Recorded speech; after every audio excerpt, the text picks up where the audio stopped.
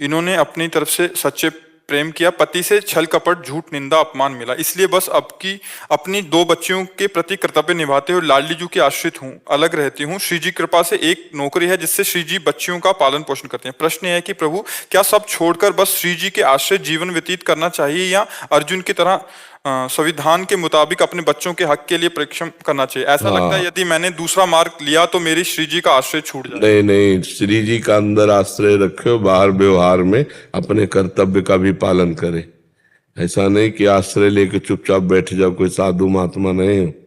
गृहस्थ हो, गृहस्थ में बच्चों के अधिकार अनुसार उसके पिता से उसकी संपत्ति उनको दिलाए, कानूनी कार्रवाई भी होती है ना। तो जब बच्चियां पैदा किया है तो अब कर्तव्य, मान लो आप अलग हो गए हैं पर आप उन बच्चों की माँ है और उन बच्चों का पिता वो है, तो वो संपत्ति का अधिकार रखती हैं बच्चियां।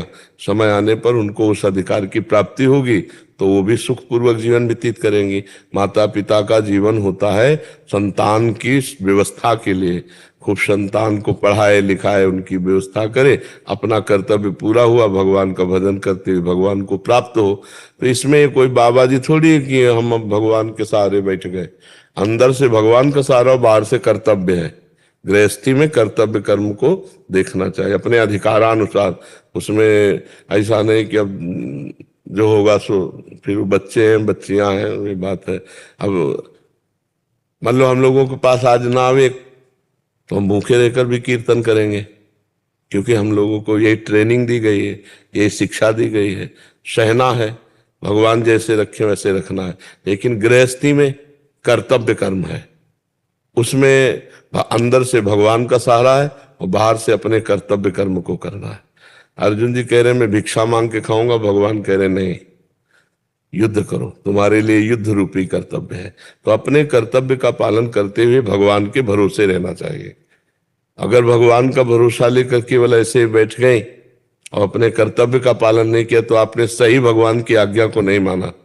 भगवान अर्जुन से यही कह रहे हैं कि माम स्मर युद्ध च, मेरा स्मरण करो और अपने कर्तव्य का पालन करो। गृहस्थ धर्म और विरक्त धर्म अलग अलग दो धर्म है। निवृत्ति मार्ग का अलग सिद्धांत है, प्रवृत्ति मार्ग का अलग सिद्धांत है। किसका प्रश्न है? तो आप समझ पा रहे हैं?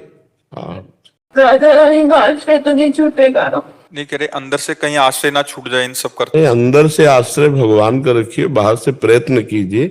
अर्जुन तो मार काट वाला उपदेश ग्रहण कर रहे हैं, सबकी गर्दनें उतारनी है, काटना है।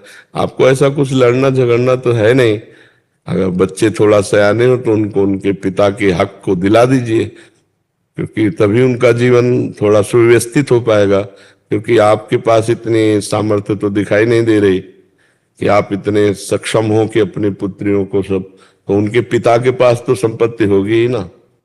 प्रभु मैंने मेरी नौकरी है, नौकरी के उससे पाल सकती हूँ बच्चों को, तो अच्छे पैसे मिलते, तो फिर जरूरत नहीं है। फिर तो आप समर्थ हैं, आप अपने बच्चों को पढ़ा लिखा करके आप उनको फिर अच्छी नौकरी दिला सकते हैं। पर जिसमें ये दिक्कत है प्रभु की नौकरी मेरी भी जिंदगी भर नहीं रही। एज मतलब मदर होने के नाते दोनों बच्चों को पालने के लिए मुझे उनको टाइम देना पड़ेगा, तो शायद मुझे अपनी नौकरी छोड़नी पड़े। हाँ, पर कुछ तो ऐसी संपत्ति तो एकत्रित कर ही लीजिए जिससे उनके बच्चों का भविष्य उज्जवल हो जाए।